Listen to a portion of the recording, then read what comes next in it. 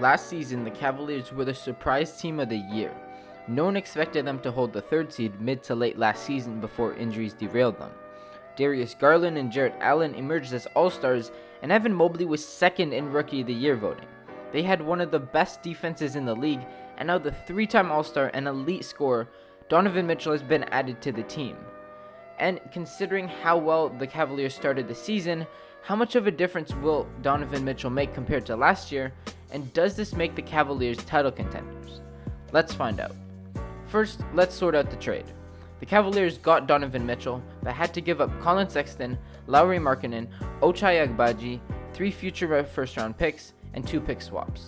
Now that's a lot to give up for Donovan Mitchell, but I think it's worth it. Only time will tell, but I think both teams ended up being winners of this trade. Anyways, what makes Donovan Mitchell so impactful on the Cavaliers? First of all, he is one of the league's elite scorers, and that's exactly what the Cavaliers needed. Last season, the Cavaliers had the 10th worst offensive rating in the league, and they had Darius Garland leading the offense, and he took on a lot of the scoring load. He was the go-to guy down the stretch, and players like Allen and Mobley were great lob threats that could punish small ball lineups.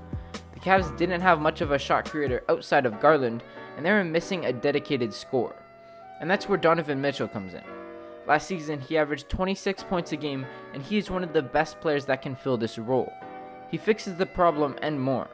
Darius Garland will now be even more effective because he doesn't have all the weight on his shoulders, and the defense isn't just focusing on him anymore. He's proven that he's a great playmaker already, but I believe that he can be even better. Now he'll be able to focus on that more, truly taking on a point guard role. And the fit in the backcourt is going to be amazing. Instead of hurting each other because they were both primary ball handlers last season, I actually think they complement each other very well. We've seen Donovan Mitchell play with playmakers like Conley, and it worked out. Darius Garland will now be the best passer he's ever played with. Garland doesn't have to have the ball in his hands to be effective either. He's a great off-ball player too, and can knock down off-the-catch threes. I can see Donovan Mitchell getting used to the offense quickly and being very effective. In Utah, Mitchell's pick and roll with Gobert was so efficient, and he'll be able to replicate that with Mobley and Allen. And I don't know who's going to handle the ball more, but that's a good thing. It's a good problem to have. The Cavs' offense will be more diverse and have so many more options. You want a bucket? Let D-Mitch have it. You want to set up a more organized offense? Let Garland have it. Depending on who's having the better game, or just to expand what your offense can do, switch up the ball handling. They're both off-ball threats, and I think this can be a game changer down the stretch. However, I do have one concern: backcourt defense. They're both 6'1 guards and aren't that great on defense. Darius Garland is pretty good off-ball, but his on-ball defense isn't the greatest. We've seen Mitchell be an average to above average defender before, but based off of last season, it was awful. Thankfully, the players around them are amazing on defense. Jarrett Allen and Evan Mobley will lock up the paint, and players like Karis LeVert, Isaac Okoro, and even Lamar Stevens can guard the other team's best guards and wings. And the playoffs are when teams can create schemes to exploit either Mitchell or Garland.